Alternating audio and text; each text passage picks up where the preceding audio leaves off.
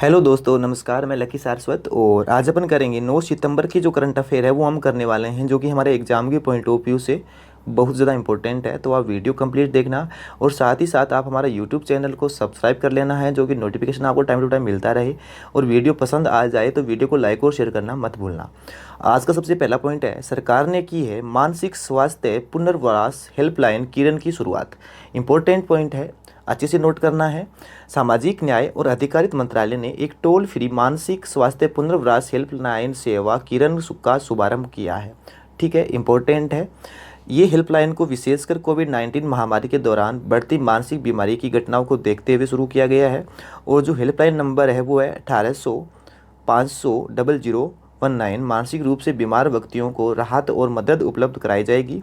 और ये हेल्पलाइन व्यक्तिगत जनूनी वैद्यकारी विकार और आत्महत्या, अवसाद, पैनिक और अटैक, समायोजन विकार, पोस्ट ट्रोमेटिक तनाव विकार और नशीले पदार्थों के सेवन के संबंधित मानसिक स्वास्थ्य मुद्दों का समाधान करने का काम करेगी। और ये मानसिक स्वास्थ्य पुनर्वास सेवाएं प्रदान करेगी।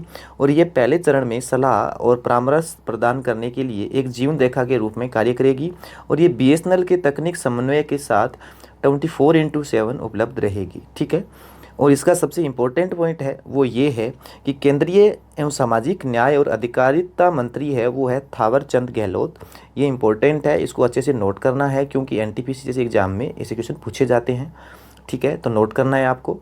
आगे है, ऑस्ट्रेलिया ने क्रिकेटर मैथ्यू हेडन को नियुक्त किया है भारत में व्यापार प्रतिनिधि। इम्पोर्टेंट क्वेश्चन है। ठीक है, अच्छे से नोट करना है इसको। ऑस्ट्रेलिया के क्रिकेटर मैथ्यू हेडन को नियुक्त किया है भारत में व्यापार प्रतिनिधि। ऑस्ट्रेलिया सरकार ने जो ऑस्ट्रेलिया की सरकार है उसने भारत के साथ व्यापार संबंधों को आगे बढ़ाने के लिए पूर्व क्रिकेटर मैथ्यू हेडन और भारतीय मूल की राजनेता लिसा सिंह को व्यापार प्रतिनिधि नियुक्त किया है। भारत के साथ ऑस्ट्रेलिया की विदेश और आर्थिक नीति के रिश्तों को आगे बढ़ाने में जो परिषद एक महत्वपूर्ण भूमिका निभाएगा। और हाल ही में ऑस्ट्रेलिया भारत परिषद के बोर्ड में 3 नई नियुक्तियों की घोषणा की है। अशोक जेकब को अध्यक्ष के रूप में फिर से नियुक्त किया गया है और 3 नए बोर्ड सदस्यों में शामिल होंगे। ठीक है। और ऑस्ट्रेलिया के जो प्रधानमंत्री है वो है स्कॉट मॉरिसन। इंपॉर्टेंट है, आपको अच्छे से नोट करना है। ठीक है। और ऑस्ट्रेलिया की जो राजधानी है वो है कैनबरा। ठीक है। और इसकी मुद्रा है वो है ऑस्ट्रेलियाई डॉलर। ठीक है। ये 3 क्वेश्चन ये है और 1 क्वेश्चन वो था, तो यानी 4 क्वेश्चन इससे अच्छे हैं, वो नोट करने हैं आपको। आगे है, आंध्र प्रदेश सरकार और एलईएफ ने खाद्य प्रसंस्करण के लिए समझौते के लिए किए हस्ताक्षर। आंध्र प्रदेश सरकार और लोरेलडेल एग्रो प्रोसेसिंग इंडिया यानी एलईएफ ने राज्य में खाद्य और प्रसंस्करण के दायरे को बढ़ाने के लिए एक समझौते पर हस्ताक्षर किए हैं। राज्य सरकार वर्तमान में देश में आम, चूना, टमाटर, अंडे, केला, मिर्च और झींगा के उत्पादन शीर्ष स्थान पर है और मूंगफली, मक्का और चावल के उत्पादन में दूसरे स्थान पर है।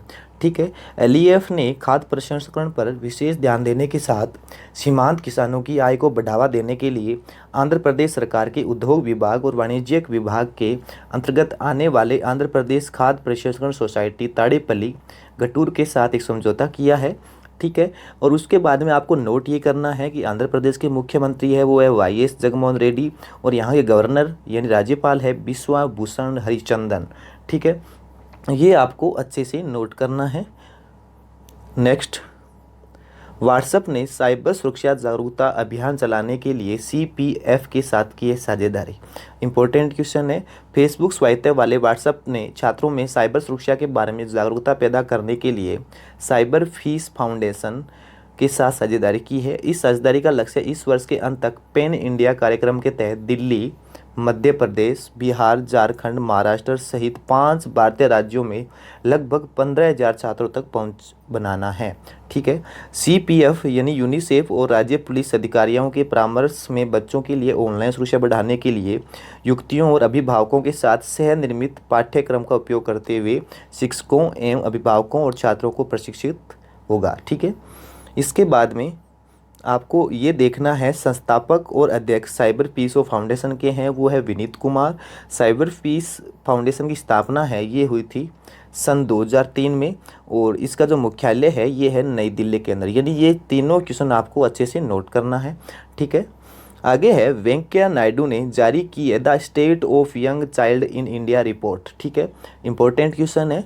ठीक है, उपराष्ट्रपति वेंकैया नायडू ने the state of young child in India title report जारी की है। इस रिपोर्ट को पॉलिसी वकालत करने वाले संगठन मोबाइल क्रंच द्वारा तैयार किया गया है और इस रिपोर्ट को देश में स्वास्थ्य और पोषण पर तैयार की गई है। रिपोर्ट के अनुसार भारत में 21% में से 6 साल से कम उम्र के 159 मिलियन बच्चे जो कुपोषित है और 36% का कम वजन का शिकार है और 38% पूर्ण टीकाकरण प्राप्त नहीं कर पाते हैं और बाल पोषण, स्वास्थ्य देखभाल, शिक्षा और अन्य सुरक्षा सेवाओं के लिए खर्च के विश्लेषण के अनुसार भारत में 2018-19 के दौरान प्रति बच्चे यानी 1723 रुपये खर्च किए गए हैं, जो पूरी योग्य आबादी को कवर करने के लिए अपर्याप्त है। इसके अलावा रिपोर्ट में यंग चाइल्ड जो आउटकम इंडेक्स के आधार पर सर्वश्रेष्ठ प्रदर्शन करने वाले जो स्टेट और सबसे खराब प्रदर्शन करने वाले स्टेट की सूची भी जारी की गई है। ठीक है, तो सर्वश्रेष्ठ प्रदर्शन करने वाले जो स्टेट है उसमें केरल सबसे टॉप किया है, गोवा सेकंड पे है, त्रिपुरा थर्ड पे है और तमिलनाडु जो फोर्थ पे है और मिजोरम 5 पे है।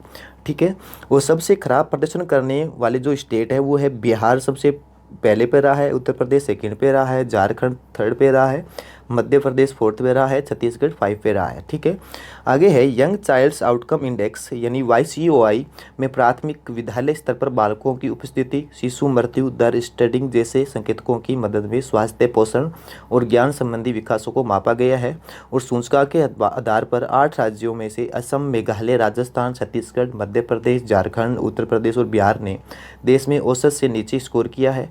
राज्यों की तुलना करने के लिए 2005 से लेकर 2006 और 2015 से लेकर 2016 को 2 समय अवधि के लिए सूचकांक तैयार किया गया था और समय के साथ परिवर्तन पर भी विचार किया जाएगा। ठीक है, आगे है सऊदी अरब ने की है G20 शिक्षा मंत्रियों की बैठक की अध्यक्षता। ठीक है, वर्ष 2020 के अंत में सऊदी अरब द्वारा आयोजित की जाने वाली शिक्षा मंत्रियों की बैठक G20 लीडर्स समिट 2020 के लिए शेरपा ट्रे के तहत आयोजित की जाएगी।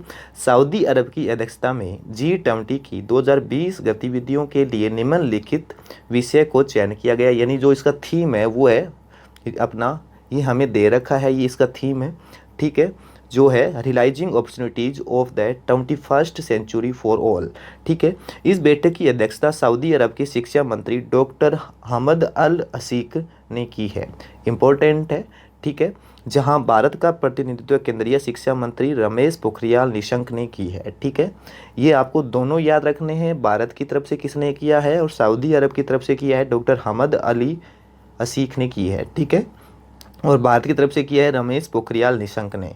G20 यह 19 देशों और यूरोपीय संघ से मिलकर बना संगठन है और G20 के जो 19 सदस्य देश है वह अर्जेंटीना, ऑस्ट्रेलिया, अफ्रीका, कनाडा, चीन, France, Germany, Bharat, Indonesia, Italy, Japan, Mexico, Korea गणराज्य, रूस, सऊदी अरब, दक्षिण अफ्रीका, टर्की, ब्रिटेन और अमेरिका शामिल है। ठीक है, तो आपको अच्छे से इसको याद रखना है। आगे है सऊदी अरब की राजधानी है वो है रियाद और मुद्रा है वो है रियाल, यानी दोनों में कंफ्यूज नहीं होना है। ठीक है, जो इसकी राजधानी है वो है रियाद और इसकी मुद्रा है वो है रियाल, सऊदी रियाल। ठीक है, आगे है DRDO ने हाइपरसोनिक मिसाइलों के लिए स्क्रैमजेट तकनीक का किया है सफल परीक्षण। रक्षा अनुसंधान और विकास संगठन यानी DRDO ने हाइपरसोनिक टेक्नोलॉजी डिमोन्स्ट्रेट व्हीकल यानी HSTTV का सफलतापूर्वक परीक्षण किया है, जो ध्वनि की गति को तुलना में 6 गुना अधिक क्षमता वाला मानव रहित स्क्रैमजेट वाहन है। यह परीक्षण ओडिशा के तट के पास व्हीलर द्वीप में doctor APJ Abdul Kalam launch complex में किया गया है। इंपॉर्टेंट है, ये कहाँ पर किया गया है तो ये उड़ीसा के तट पर किया गया है।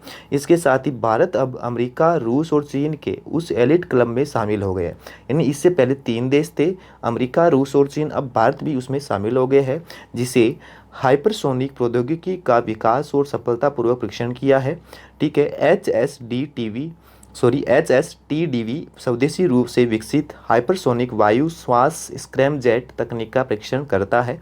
ठीक है, इसके बाद में आपको DRDO के अध्यक्ष है वो आपको याद रखना है, वो कौन है, वो है हमारे डॉक्टर G सतीश रेड्डी।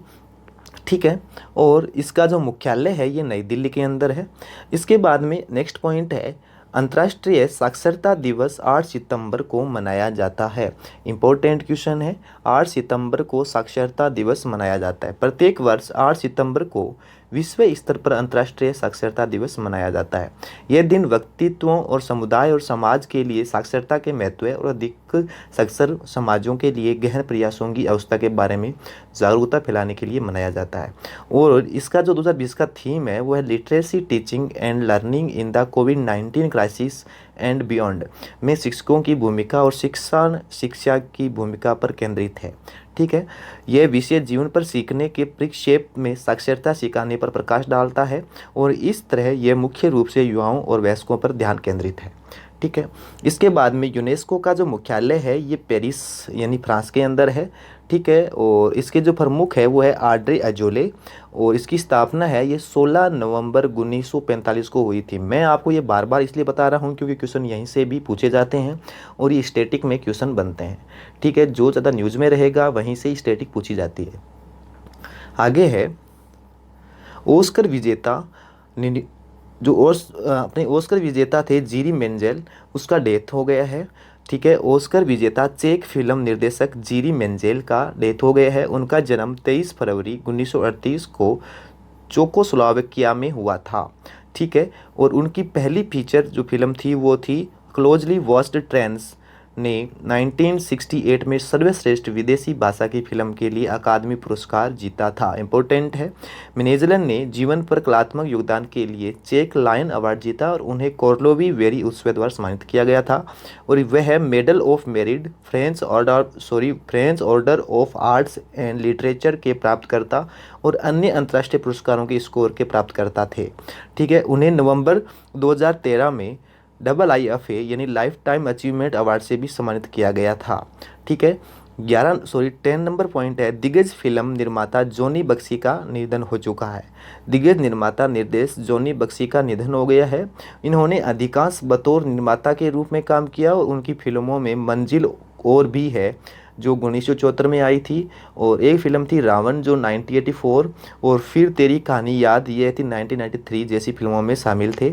और इनके अतिरिक्त उन्होंने 2 फिल्में डाकू और पुलिस जो 1962 में बनाई और खुदाई जो कि 1994 में इसमें काम किया था। आगे है आज का लास्ट पॉइंट है और इम्पोर्टेंट पॉइंट है कि संविधान की वकालत करने वाले स्वामी केशवानंद भारती का निधन हो गया है। केरल स्थित इंडी मठ के प्रमुख केशवानंद भारती का निधन हो चुका है। ये सुप्रीम कोर्ट के ऐतिहासिक निर्णय के किसी भी परिस्थिति में संविधान की मूल संरचना को संसद द्वारा संशोधित नहीं किया जा सकता के याचिकाकर्ता के रूप में प्रसिद्ध थे। केशवानंद द्वारा 1973 में याचिका दायर की गई थी जिसमें केरल सरकार द्वारा मठ की संपत्ति पर प्रतिबंध लगाने के कार्यों को चुनौती दी थी और केशवानंद भारती मामले में सुप्रीम कोर्ट की 13 सदस्यीय संविधान पीठ ने बहुमत में 7-6 के आधार पर यह फैसला दिया था। हालांकि संसद के पास व्यापक शक्तियां लेकिन किसी भी स्थिति में संविधान की मूलभूत संरचना में बदलाव नहीं किया जा सकता और नए संसद द्वारा परिवर्तित किया जा सकता। तो ये इम्पोर्टेंट है। ठीक है, केशवानंद भारती है, ये कौन थे? तो ये थे हमारे संविधान की वकालत करने वाले थे। ठीक है, तो ठीक है दोस्तों, thank you, bye bye, take care, see you, मिलते हैं नेक्स्ट क्लास में।